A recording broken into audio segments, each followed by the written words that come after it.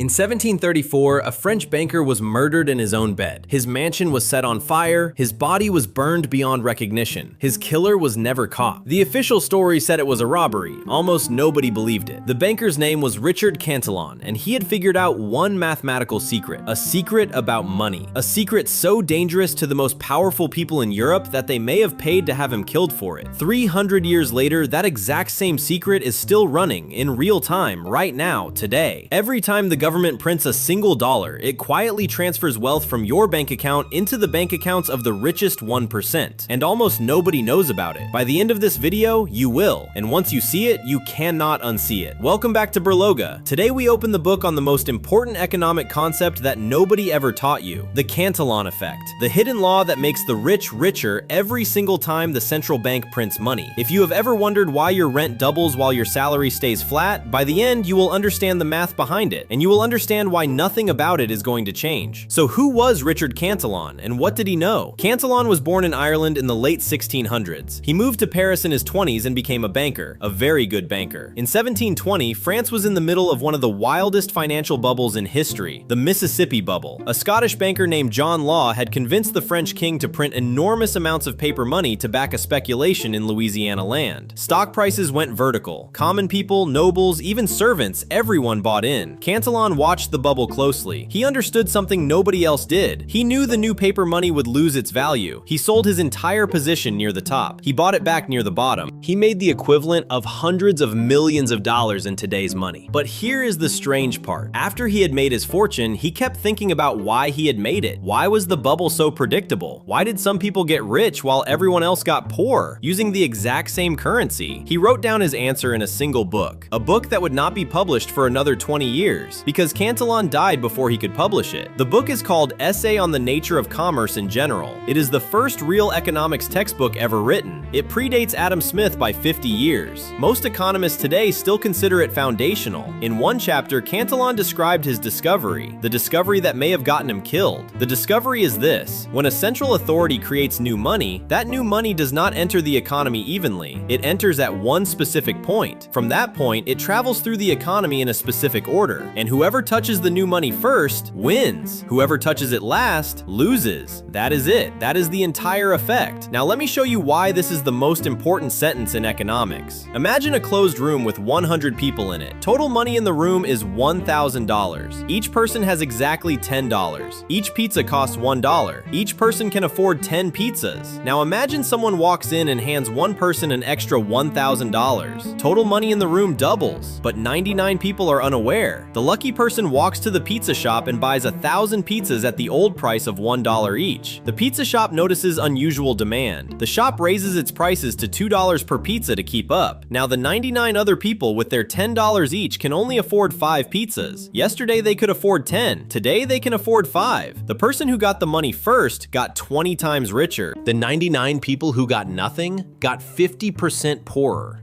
Same room, same number of dollars in it. But the inequality is permanent. The pizza prices stay high. That is the Cantillon effect in miniature. Now scale it up to the real world. Replace the lucky person with Wall Street. Replace the pizza with stocks, real estate, food, and gasoline. Here is how it actually works in the modern economy. The Federal Reserve does not hand cash to ordinary Americans. The Federal Reserve creates new money and gives it first to large commercial banks. The banks then lend that money to hedge funds, private equity firms, and large corporations. These institutions take the new money and buy assets: stocks, real estate, bonds, whole companies. By the time the new money reaches an ordinary worker's paycheck, months or years later, the assets have already gone up in price. The worker's higher paycheck buys less than the old paycheck did. The worker has just been silently taxed. Watch this concretely. In March of 2020, when COVID hit, the Federal Reserve created roughly $4 trillion new dollars in 12 months. That is more money than was created in the entire decade before. Where did it go first? Banks. JP Morgan, Goldman Sachs, Bank of America. They received the new money through bond purchases. They lent it to hedge funds. The hedge funds bought stocks. The S&P 500 rose 70% between March 2020 and December 2021. The median American wage rose 5% in the same period. The price of an average American home rose 40%. Median rent rose 25%. Eggs, gas, beef, up between 20 and 40%. That is the Cantillon effect. In real time. If you owned stocks in real estate before 2020, you got 70% richer in 18 months. If you owned only your paycheck, you got 15% poorer in 18 months. Same printer, same currency, opposite outcomes. Who actually owns the assets that go up first? In the United States, the top 10% of households own 89% of all stocks. The bottom 50% of households own less than 1%. When asset prices go up, the top 10% capture the gain. When food and rent go up, the bottom 50% pays the price. This is not a conspiracy. This is the math. The system works exactly the way it was designed to work. So why does it continue? Reason 1, it is invisible. Inflation is silent. Your salary still says $40,000